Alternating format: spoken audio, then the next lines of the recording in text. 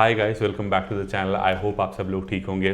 तो आज की वीडियो में हम लोग ये डिस्कस करते हैं कि कुछ ऐसे छोटे छोटे पॉइंट्स हैं जो हमें नहीं पता था यहाँ पर दुबई मूव होने से पहले, and we wish we knew it, क्योंकि शायद अगर हमें वो चीज़ पता होती तो हम लोग दुबई तो ऑफकोर्स मूव होते, but we would have been better prepared. हाँ, इनफैक्ट हम जब आने वाले थे तो हमने काफ़ी रिसर्च की थी। We saw YouTube videos, we try to read online, but ये काफ़ी छोटी छोटी बातें हैं, but they impacted our daily lives and हमको ये तब नहीं पता थी। तो hopefully this will help you, या फिर आपके कोई जानने वाला आने वाला है तो शायद इससे आप लोग बेटर डिसाइड कर पाएंगे कि आपको कैसे प्लान करना है। So I think let's dive deep into the topics first. So जो पहला सबसे इम्पोर्टेंट टॉपिक जो हमको लग रहा था, जिससे शुरुआत में हमको काफ़ी ज़्यादा प्रॉब्लम हुई थी, वो है ये है कि यहाँ पर there is nothing like monthly rent. मतलब मंथली रेंट वाले ऑप्शंस होते हैं but those are very limited. तो यहाँ पर मोस्टली जो आपका रेंट होता है वो होता है चेक्स के फॉर्म में। तो जैसे हम लोग क्या इंस्टॉलमेंट कहते हैं ना, तो जनरली हम लोग मंथली पे करते हैं। तो बेसिकली हम 12 महीने पे करते हैं, every end of the month we are paying the amount. But यहाँ पर ऐसा नहीं होता, यहाँ पर यू पे अप फ्रंट, तो उसको कहते हैं cheques. So either you write 4 cheques to the landlord, you write 2 cheques to the landlord, और you write 1 cheque to the landlord. तो 2 चेक्स का मतलब वही हुआ कि आप हाफ एंड हाफ में रेंट पे कर रहे हो, एंड ये आपको अपफ्रंट पे करना होता है। जनरली जो यहाँ पर सबसे ज़्यादा कॉमन तरीका है रेंट पे करने का, वो होता है 4 चेक्स का। एंड कुछ लैंडलॉर्ड्स ये भी कहते हैं कि अगर आप लेट से एक बार में पूरा रेंट पे करना चाहते हो इन 1 चेक, तो अगर लेट से आपका रेंट 120 के आप नेगोशिएट करते हो तो वो आपको बोलेंगे ठीक है, हम आपको थोड़ा सा डिस्काउंट दे देते हैं। सो विल डू 118 के और मे बी 115 के, वो डिपेंड करता है आपके नेगोशिएशन के ऊपर। सो इनिशियली हमको काफ़ी ज़्यादा प्रॉब्लम हुई थी इस वजह से। हाँ, एंड वैसे ही बहुत बड़ी प्रॉब्लम है नहीं, इसका भी एक सोल्यूशन है कि यहाँ पे आपको जो when you come here and you still looking for places, तो यहाँ पे आपके फर्निश्ड अपार्टमेंट्स टाइप के होते हैं जो हमें मंथली मिल सकते हैं। होटल अपार्टमेंट्स जो आपको मंथली मिलते हैं। तो अगर आपके पास उतने फंड्स नहीं हैं, या if you still want time to decide, तो instead of committing to say full year cheques, आप 1 महीना इस तरह के अपार्टमेंट्स में रह के फिर आप वो अरेंजमेंट कर सकते हो, आपको आगे करना है। एंड इवन तो अगर आप चेक्स दे भी रहे हो पूरे साल के, वो इन कैश अपने टाइम पे ही होंगे। तो it's just that you need to be mentally prepared to have that much amount of funds. Right. And एक और छोटी सी प्रॉब्लम क्या जो रिसेंटली स्टार्ट हुई है, because I talk to a lot of people on TopMate, so what they have been telling me when they come here, तो उनको काफ़ी ज़्यादा प्रॉब्लम आ रही है इंडिया से पैसे यहाँ पर लेके आने के लिए। क्योंकि आई रिमेंबर जब हम शुरुआत में यहाँ पर आए थे तो there was a app called Wise which I use to use. अभी मैं उसको यूज़ नहीं करता उतना ज़्यादा, तो मेरे को रिसेंटली नहीं पता उसमें क्या चेंजेस हुए हैं, बट उस वक्त काफ़ी कन्वीनियंट था। मैं एक उसमें basically I use to place an order, and generally 3 to 4 working days में मेरे यूएई के बैंक अकाउंट में पैसा आ जाता था। तो जब हमारे को ये शुरुआत में ये पता चला कि वी हैव टू पे 3 months of rent in advance plus almost 5% security plus 5% agent commission, तो वो शुरुआत में काफ़ी ज़्यादा बड़ा अमाउंट था जिसके लिए हम रेडी नहीं थे। हमारे इंडियन बैंक अकाउंट्स में तो पैसे थे, बट वो पैसे हमको यहाँ पर लेके आने थे। So I used a app called Wise. Of course this is not sponsored by Wise, तो हम लोगों ने वो ऐप यूज़ किया एंड उसके थ्रू मैं यहाँ पर इजीली पैसे लेके आ गया था। बट आजकल काफ़ी ज़्यादा स्क्रूटनी हो रही है, as far as I know, काफ़ी ज़्यादा डॉक्यूमेंटेशन चाहिए होती है। There are other apps as well, I think Book My Forex करके भी है, उसमें काफ़ी ज़्यादा प्रॉब्लम आ रही है लोगों को। They have to furnish an number of documents and an number of reason why they are transferring money outside of India. तो इस चीज़ के बारे में आप लोग शुरुआत से ही थोड़ा सा सोच समझ के आइएगा। कैश आप ज़्यादा ला नहीं सकते अनफॉर्चुनेटली, कैश आप कितना ही लेके आओगे, तो इस चीज़ के बारे में आप लोग शुरुआत से ही थोड़ा सा सतर्क रहिएगा। तो अब बात करते हैं एक और क्रिटिकल चीज़ की जो हम एक्सपेक्ट करके नहीं आए थे। तो इंडिया में आपने देखा होगा कि आप किसी कंपनी में अगर काम कर रहे हैं, एवरीथिंग इज गोइंग वेल, तो आपका year on year increase significant होता है सैलरी में। फॉर एग्जाम्पल डबल डिजिट यानी 10%, 12% बहुत ही कॉमन है। इनफैक्ट मोर देन 20% भी कई कंपनीज में होता है। बट यहाँ आने के बाद हमने ये देखा कि आप अगर किसी कंपनी में हैं and the company is doing well, you are doing well, आपका सैलरी अप्रेजल एवरी ईयर 5% भी हो रहा है, तो it's kind of an average. 10% बहुत रेयर केसेस में मैंने देखा और सुना है। तो this was kind of surprising for us, because हमें आदत थोड़ी बड़ी परसेंटेजेस की थी, जो यहाँ पे हमने नहीं ऑब्जर्व की। आई रिमेंबर मैं जब गार्टनर में था इंडिया में, real story, I got a hike of 28% without a promotion. So I was still, it was my first year in Gartner. So I completed my first year. I got a 28% appraisal, which was, I think वो 28% थोड़ा सा high है India के comparison में भी, but हाँ 15%, 16%, 20% काफ़ी normal value है इंडिया में अप्रेजल की. मार्केट का डिफरेंस है बेसिकली. लेबर मार्केट दोनों जगह बहुत अलग है, डिमांड सप्लाई का खेल है. But that being said, in the end you feel a little surprised और शॉक्ड कि this is not what I was used to. But इसका भी एक वर्क अराउंड है, how to increase your salary. But I think उससे पहले may be ये भी डिस्कस कर सकते हैं why the increments are so low, because I think maybe you can talk about inflation also. Except for rent, I don't think so. हाँ, तो inflation भी है. तो इंडिया में every year prices are going up for a lot of things, which is very common because India is that kind of economy जहाँ पे prices increase होते हैं. UAE is a different kind of economy. यहाँ पे उतने significant price increase नहीं होते हैं. कुछ होते हैं, जैसे rent has been going up to a certain percentage, but then things also go back. Prices also go back. For example oil prices, other things, वो फॉल डाउन भी करते हैं. तो इसलिए there is not a need to compensate for the additional cost of living. तो शायद इसलिए नहीं होते होंगे salary appraisal. But there is a way to increase your salary as per your expectation, which is switching jobs, जो हमारा next topic भी है. राइट. सो ऑल्दो ये हमारा नेक्स्ट टॉपिक है स्विचिंग जॉब्स, बट प्रॉब्लम क्या है, यहाँ पर जॉब स्विच करना इतना ज़्यादा ईजी नहीं है. आई थिंक मैंने अपने पहले के वीडियोस में भी काफ़ी बार ये बताया है. इनफैक्ट मैं बहुत से लोगों से जिनके साथ कन्वर्सेशन होती है मेरी on Topmate, I keep telling them when they tell me that अरे केतन मैं तो 1 महीने से जॉब सर्च कर रहा हूँ, कुछ नहीं हो रहा. 2 महीने से मैं अप्लाई कर रहा हूँ, कुछ नहीं हो रहा. देन आई आस्क देम कि अच्छा आप एक्टिवली कर रहे हो कि नहीं, अच्छा आप दिन में कितनी जॉब्स अप्लाई कर रहे हो. Most of the people tell me नहीं, मैं उतना एक्टिवली नहीं कर रहा हूँ, I just apply for some jobs here and there, but कुछ बात नहीं बन रही है. तो I keep telling them that you know जो लोग यहाँ पर रहते भी हैं उनके लिए भी जॉब स्विच करना इतना ज़्यादा ईजी नहीं है.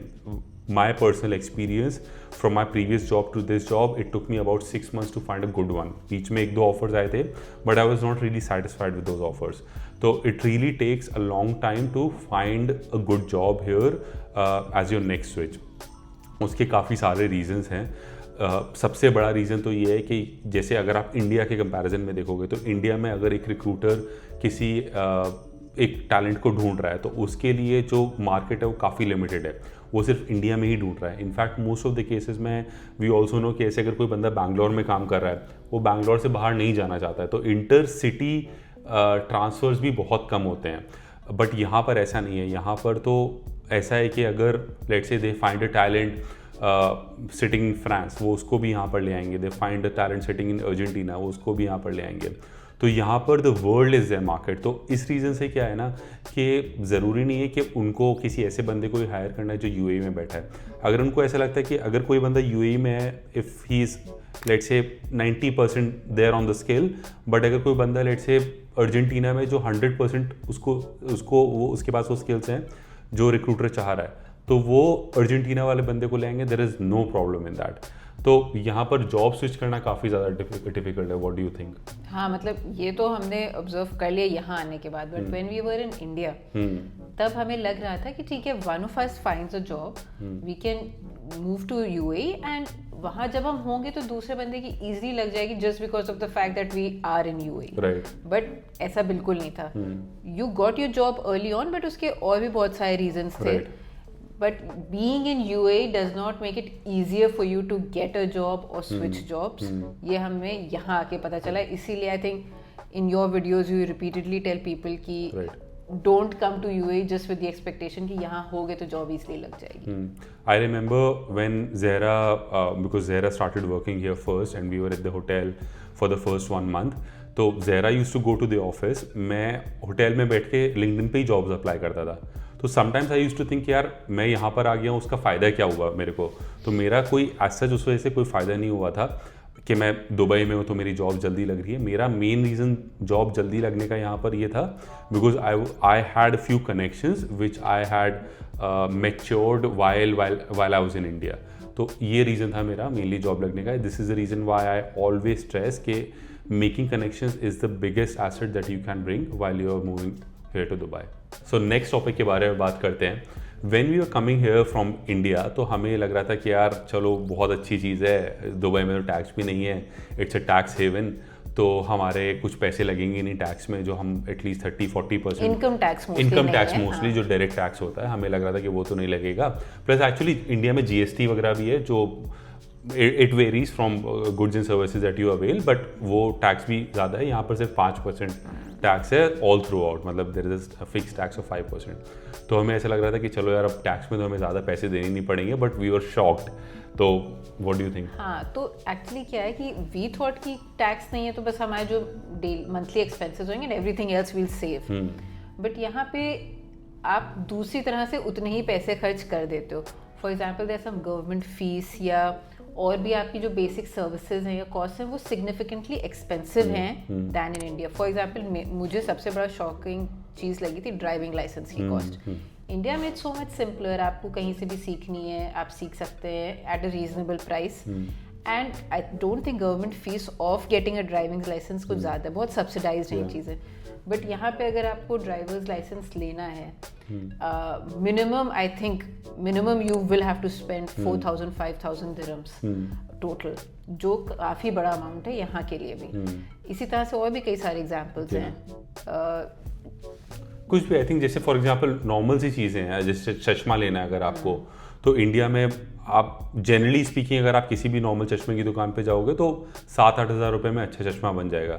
बट यहाँ पर मोस्टली जो नॉर्मल चश्मे की दुकान है वो मॉल्स वगैरह में है, वहाँ पर 7-8 हज़ार में कुछ भी नहीं होता। मतलब वहाँ एक चश्मा ही कम से कम आपको 25-30 हज़ार रुपये से कम का नहीं पड़ेगा। नॉर्मल चीज़ें अगर आप डेंटिस्ट का कुछ काम करवाने जाते हो, बट चलो चश्मा आप इंडिया से ला सकते हो, डेंटिस्ट का काम बहुत से लोग इंडिया में जाके करते हैं। बट फॉर एग्जांपल इंटरनेट यहाँ पे इंडिया में तो इंटरनेट वाज वेरी चीप, यहाँ पे internet is quite expensive.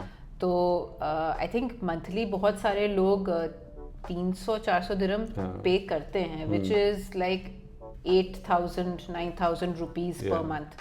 India में आई रिमेंबर हमारा जो एयरटेल का कनेक्शन था इट वाज 6,000 फॉर 6 मंथ्स, और उसमें अनलिमिटेड इंटरनेट वगैरह था। यहाँ पर we are paying about 200 dirhams per month, क्योंकि हमारा वो 50% ऑफ वाला प्लान चलता है, because we have taken an annual plan, right. तो ये सारी एडिशनल कॉस्ट होती हैं जो टैक्स का पार्ट नहीं है, बट हाँ यू हैव टू पे फ्रॉम योर सैलरी, तो अल्टीमेटली आप काफ़ी ज़्यादा स्पेंड कर देते हो। एक्चुअली इंडिया में वो भी है ना कि things are price in such a way that an average person can afford there, but here यहाँ पर एवरेज पर्सन की डेफिनेशन फिर थोड़ी चेंज हो जाती है इंडिया के कंपैरिजन में।